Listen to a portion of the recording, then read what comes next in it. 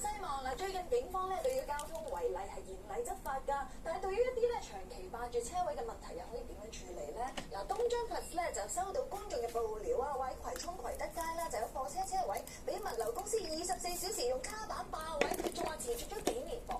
喂，呢啲情況咧其實時常都發生㗎啦，真係要有關部門咧積極處理咧先至可以啦。至於尋日咧我哋播出街嘅故事咧，阿水哥究竟係無辜定係無良？大家又點睇咧？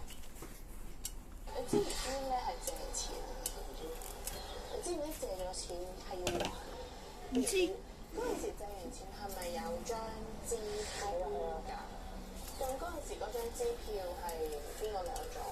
嗰個咯。邊個帶你去破產嘅？嗰個咯，嗰個咯。